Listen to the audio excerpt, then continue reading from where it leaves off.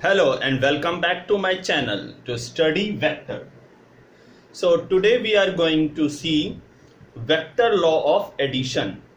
So we have two laws, one is parallelogram and one is triangle law, right?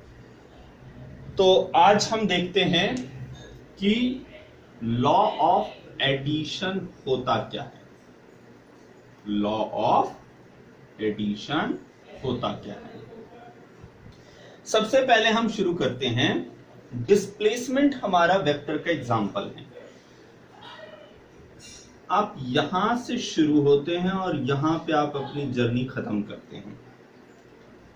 फिर आपने right turn ले लिया, आप यहां से शुरू हुए और आपने अपनी जर्नी यहां एंड कर दी। मान लीजिए ये जो आप चले हैं ये है 4 मीटर, ये है 3 मीटर, और अब मैं आपसे पूछूं कि आपका नेट डिस्प्लेसमेंट कितना है। नेट डिस्प्लेसमेंट कितना है, तो नेट डिस्प्लेसमेंट क्या है, इनिशियल टू फाइनल। तो ये है आपका डिस्प्लेसमेंट, ये है आपका डिस्प्लेसमेंट। आप पहले कहां गए, पहले यहां गए, फिर आप यहां गए, लेकिन आपका नेट डिस्प्लेसमेंट ये है। कैसे आप निकालेंगे, क्योंकि आपने राइट टर्न लिया है तो सिनेरियो बहुत इजी है। ये आपका राइट एंगल ट्राइंगल बनता है, तो आप पाइथागोरस थ्योरम लगाएंगे। ये आपका हाइपोटेनियस हो गया, जो जिसे हम रिजल्टेंट कहेंगे, जिसे हम क्या कहेंगे, रिजल्टेंट कहेंगे। तो आपका रिजल्टेंट का स्क्वायर हो जाएगा 4 स्क्वायर प्लस 3 स्क्वायर, जो कि बनेगा 25, जो कि बनेगा 25। तो आर हमारा कितना हुआ, आर हमारा हो गया 5। तो आर हमारा हो गया 5 मीटर, आर हमारा हो गया 5 मीटर। तो हमें क्या समझ में आया कि आर 5 मीटर इस डायरेक्शन में है, राइट। और डायरेक्शन कैसे निकालेंगे, तो अगेन tan थीटा, ये डायरेक्शन है ना, यहां से चला था और यहां से इस डायरेक्शन ना जाकर के ये नेट डायरेक्शन इसने इस तरफ गया है, तो एंगल थीटा ये है। जाना शुरुआत यहां से था, तो रेफरेंस डायरेक्शन ये हो गया, मुड़ गया, जो नेट डिस्प्लेसमेंट हुआ वो इस तरफ। तो कैसे निकालेंगे, tan theta is equal to 3/4, इस 3/4, राइट। अब आप कैलकुलेटर में डाल लीजिए या आप ट्रिग्नोमेट्रिक चार्ट में देख लीजिए, आपको थीटा एंगल पता चल जाए कि आपने कितना एंगल लिया है, राइट। नाउ सिनेरियो इजी और सिंपल इसलिए था क्योंकि आपने राइट टर्न लिया इस पॉइंट पे। नाउ अब देखते हैं एग्जांपल, अब देखते हैं एग्जांपल और समझते हैं कि आप अगेन 4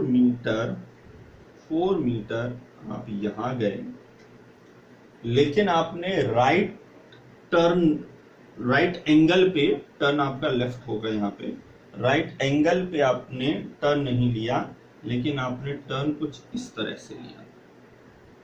मान लीजिए ये आपका 3 मीटर है। अब नेट डिस्प्लेसमेंट कितना है, अब नेट डिस्प्लेसमेंट ये है। और डायरेक्शन, पहले के क्लासेस में मैंने बताया कि वेक्टर पे डायरेक्शन एंगल्स देते हैं, तो डायरेक्शन आपका ये होगा थीटा। बात समझ में तो आ रही है, लेकिन इसे हम कैलकुलेट कैसे करेंगे, इसका मैग्नीट्यूड कैसे फाइंड आउट करेंगे और इसकी डायरेक्शन कैसे फाइंड आउट करेंगे। नाउ उस पे जाने से पहले आप एक बात समझिए कि ये शेप कैसा बना रहा है। चाहे राइट एंगल में बनाए, जो कि इजी और सिंपल था, या चाहे कुछ इस तरह से बनाए। मान लीजिए इसके लिए हमें एंगल पता होना चाहिए ना, कितने पे ये टर्न हुआ है। लेट्स से ये टर्न होता है ये 60 डिग्री पे, ये 60 डिग्री एंगल पर टर्न होता है। तो ये जो फॉर्म बना रहा है वो ट्राइंगल है, 2 वेक्टर्स हैं और उनका रिजल्टेंट है, और उनका रिजल्टेंट है। इस रिजल्टेंट को हम कहेंगे, ये एडिशन है इन 2 वेक्टर्स का। आप कहेंगे रिजल्टेंट, बात तो ठीक लगता है, दोनों का मिला के रिजल्टेंट नाम है, लेकिन एडिशन हम इसे क्यों कह रहे हैं सॉरी, हम समझते हैं जब स्केलर में जब आप कहते हैं कि अगर 4 kg अगर कोई चीज है और 3 kg अगर कोई चीज है तो टोटल क्या होता है, नेट कितना होता है, आप एडिशन ही करते हैं। या आप कहेंगे कि डिस्टेंस के ही सेंस में वेक्टर का जो करस्पॉन्डिंग जो स्केलर कंपोनेंट है डिस्टेंस है, राइट। तो 4 मीटर अगर आप रन करते हैं और फिर 3 मीटर रन करते हैं और आपसे कहें कि नेट या रिजल्टेंट आपका डिस्टेंस, रनिंग डिस्टेंस कितना है, तो आप क्या करेंगे, ऐड ही करेंगे। इसी प्रकार से यहां पर भी जिस हम रिजल्टेंट की बात कर रहे हैं उसे भी हम एडिशन ही कहेंगे, लेकिन ये वो एडिशन नहीं है जैसा हम अभी तक एडिशन के बारे में समझते आए हैं, जो सिंपल एडिशन होता है। ये एक नया तरह का एडिशन है, ये एक नया मैथमेटिक्स है, जो वेक्टर अपने आप में एक मैथमेटिक्स है। हम इसे फिजिक्स के लिए समझ रहे हैं लेकिन अपने आप में एक मैथमेटिक्स है। ये जो हम वेक्टर का जो एडिशन सीखने जा रहे हैं उसे हम कहेंगे लॉ ऑफ एडिशन के तहत आता है।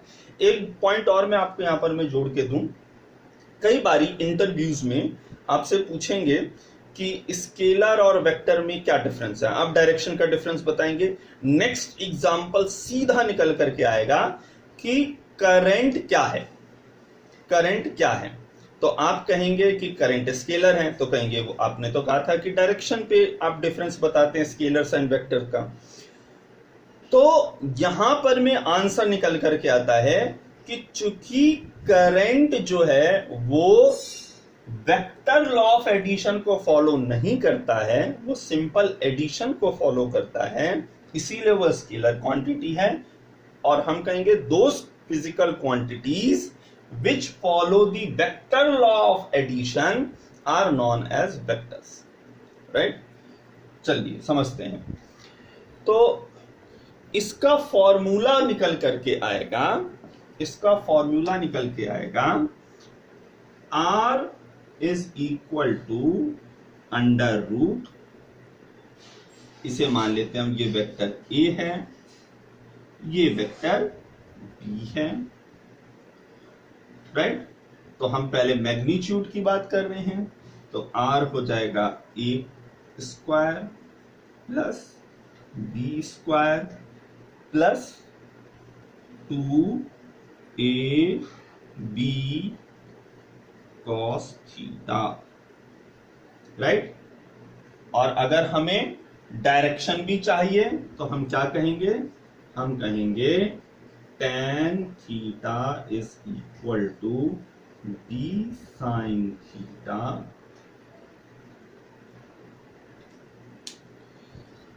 हमारे पास दो एंगल्स डिफरेंट हमें रिप्रेजेंट करना है, मैं आपको एक्सप्लेन करूंगा। इसे मान लीजिए आप फाई से रिप्रेजेंट कर लें, राइट। तो ये है हमारा a plus b cos phi. Phi क्या है, जिस एंगल पे आपने टर्न किया है, तो यहां पे 60 डिग्री हमारा एंगल फाई है। और इसी तरह से हमें यहां पर भी cos फाई कहना पड़ेगा, ये हमारा cos फाई है, राइट। तो ये हमारा फॉर्मूला निकल के आ रहा है। These formulas are valid for both laws of addition because both are same, only shape matters। यहाँ पे आप देखिए, यहाँ पर ट्रायंगल निकल के आया है। अगर हम पैरेललोग्राम लॉ की बात करें तो वहां भी फॉर्मूला यही कहेंगे, मैग्नीट्यूड के लिए ये और डायरेक्शन के लिए ये, राइट।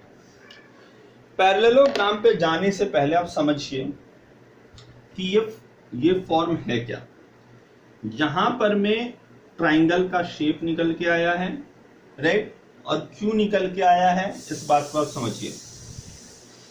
वेक्टर A का हेड और वेक्टर B का टेल मीट कर रहा है, राइट। तो point two be noted is when the head of one vector meets with the tail of other vector, when head of one vector meets with the tail of other vector, we have triangle law of addition, we have triangle law of addition, right। ये case कैसे है, ये इसके लिए हमारा best suitable example है displacement का, क्योंकि डिस्प्लेसमेंट में जनरली ऐसा ही होता है, राइट। आप आप कहीं से शुरू करते हैं, कहीं पहुंचते हैं, फिर वहां से फिर आप शुरू करते हैं, राइट। तो आपका प्रीवियस वेक्टर का हेड और नेक्स्ट वेक्टर का टेल मीट करता है। So vector law of addition में triangle is most suitable for illustration such as displacement, right. चलिए नेक्स्ट हम अब पहुंचते हैं, नेक्स्ट हम बात करते हैं पैरेललोग्राम लॉ। नेक्स्ट हम बात करेंगे पैरेललोग्राम लॉ की। In parallelogram law such as force की बात करते हैं, राइट। तो फोर्स में हम क्या देखते हैं, मान लीजिए कि आपने फोर्स अप्लाई किया 4 न्यूटन का, राइट, एंड साइमल्टेनियसली किसी आपके फ्रेंड ने या किसी ने उसी बॉडी पे फोर्स अप्लाई किया ये 3 न्यूटन का, राइट। नाउ एंगल दोनों के बीच में समथिंग इज लेट्स से 60 डिग्री। So this is our phi now, this is our vector A and this is our vector B, right. Now again the formulas are same, right, for magnitude as well as displacement, but let's see why it is parallelogram, right. Now so resultant will be for the shape of, so shift this vector here and this vector here, right. So we have a shape like this, right. Now meets the diagonal, ये जो vector निकल करके आ रहा है इसे हम कहेंगे resultant vector R, और ये एंगल जो बनाएगा वेक्टर A के साथ वो हमारा डायरेक्शन रिप्रेजेंट करेगा theta, right. So for magnitude again I right the same formula is applicable, that is a square plus b square plus 2ab cos phi, and for direction we have tan theta is equal to b sin phi upon a plus cos phi, right. Now why we call this parallelogram law of addition? Reason is we are getting a shape of parallelogram, right, and our resultant is given by a diagonal. In triangle law of addition we had the shape of triangle and resultant was represented by one of the side of a triangle, right. Now point is to be noted is when parallelogram law is applicable, when we have the tails of two vectors are meeting. See, vector A का tail और vector B का tail दोनों ही meet कर रहे हैं, right, और else the heads will meet, right. अगर टेल मीट करे या हेड और हेड मीट करे then we have a parallelogram law. Why parallelogram law? Because shape is parallelogram, right. When we have head and tail different meeting, then we have triangle law. Why triangle law? Because we have a shape of triangle, right. This is the point to be noted, right. Why tails are meeting, you observe this, right. Let's say we have on a table surface or a ground surface we have one box line, right. So let's say two kids are playing, right. One is pulling it straight, right, certain rope is tied, right. One is pulling straight, another one has climbed on some stool, right, here one child, right, and he's pulling like this, right, he's pulling above, right. So there will be a net resultant, there will be a net resultant of the two forces. This is F1, this is F2, right? So according to these two forces, magnitude and the direction, the box will move in certain resultant position, right? तो ये किस direction में ultimately move करेगा और कितने force के साथ move करेगा, ये हमें पता चलेगा पैरेललोग्राम लॉ ऑफ एडिशन से, right? The point here to be noted is, जो बहुत महत्वपूर्ण है, इसके लिए मैं आपको ट्राइंगल लॉ और पैरेललोग्राम लॉ दोनों एक साथ करके दिखाता हूं। आपको समझना ये है, जो कंफ्यूजन एक पॉइंट रह जाता है स्टूडेंट्स में। Let's say this is for triangle law, we have vector A and we have vector B, and this is the resultant, and this is the resultant vector R, right? And for parallelogram we have the vector A and we have a vector B, right? And so we will have a resultant vector R, right?